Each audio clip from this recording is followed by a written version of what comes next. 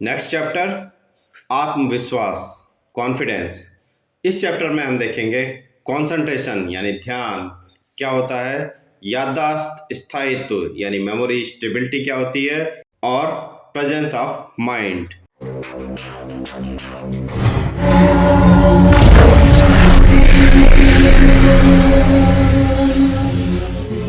किसी कार्य को प्रारंभ और उसे अच्छी तरह समाप्त करने के लिए स्वयं पर जो विश्वास होता है उसे आत्मविश्वास कहते हैं।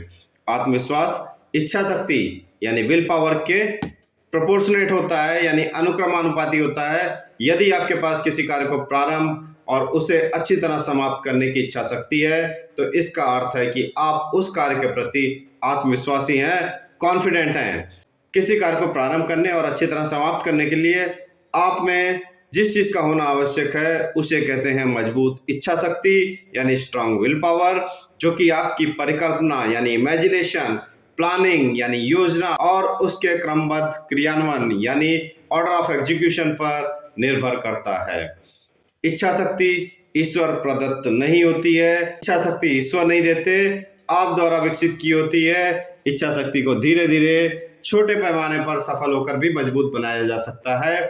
आप आत्मविश्वास को निम्न तरीके से विकसित कर सकते हैं। आप मंच पर या स्थान विशेष पर लोगों के समूह के सामने अपने विचारों को प्रकट करें। इस बात की चिंता बिल्कुल न करें कि आपके विचार इंपॉर्टेंट हैं या नहीं हैं, लेकिन पहली बार में आप ज़्यादा बोलने का प्रयास ना करें। ये संभव है कि आप पहली बार ही इफेक्टिव ना साबित हो, लेकिन अपने दिमाग में ये बात रखिए कि भविष्य में मौका मिलने पर मैं इससे अच्छा प्रदर्शन करूंगा। आपके मस्तिष्क में हमेशा ये बात होनी चाहिए कि आपको आगे बढ़ना है, न कि पीछे चलना है या रुक जाना है। हमेशा याद रखिए कि आप एक इम्पोर्टेंट पर्सनालिटी हैं, आप एक योग्य व्यक्ति हैं और इस संसार में आपका एक महत्व है। आपको दुनिया को अपनी यही योग्यता दिखानी है। इस संसार में प्रत्येक व्यक्ति में एक विशेष गुण होता है। एक आत्मविश्वासी व्यक्ति प्रत्येक परिस्थिति में प्रगति के पथ पर आगे बढ़ता रहता है। किसी चीज को सीखने या याद करने के लिए स्ट्रांग कंसंट्रेशन जरूरी है। आप विषय विशेष में अपनी रुचि बढ़ाकर कंसंट्रेशन की मात्रा बढ़ा सकते हैं। यदि आप किसी विषय पर नए टॉपिक का अध्ययन करने जा रहे हैं तो पहले किसी छोटे और परिचित यानी फेमिलियर टॉपिक जो कि पहले से याद किया हुआ पढ़ा हुआ हो उसको पढ़ें, फिर उस विषय के नए टॉपिक को पढ़ें। यह तकनीक निश्चित रूप से उस विषय के नए टॉपिक में आपके इंटरेस्ट के साथ साथ उस टॉपिक को याद करने में आपके कॉन्फिडेंस को भी बढ़ाएगी। स्टडी के लिए आपको किसी विषय के नए टॉपिक पर सीधे सीधे नहीं जाना है। एक बार याद हो जाने पर मैटर या सूचनाएं मस्तिष्क की मेमोरी सेंटर में स्ट्रांग और लाइट मेमोरी के रूप में रह सकती हैं। यदि मैटर या सूचनाओं को याद होने के बाद 12 घंटे के भीतर रिवाइज कर लिया जाए तो ये मेमोरी सेंटर में कुछ समय के लिए फिक्स हो जाएगी। यदि इन्हें क्रमशः एक सप्ताह, एक माह पर पुनः दोहरा लिया जाए तो ये कुछ महीनों से लेकर कुछ साल तक मेमोरी सेंटर में सुरक्षित रह सकती है। तेज याददाश्त के लिए प्रेजेंस ऑफ माइंड होना बहुत जरूरी है। इसका मूल्यांकन आपसे संबंधित या आपके चारों तरफ घटने वाली घटनाओं को कुछ समय बाद रिकॉल करके किया जा सकता है।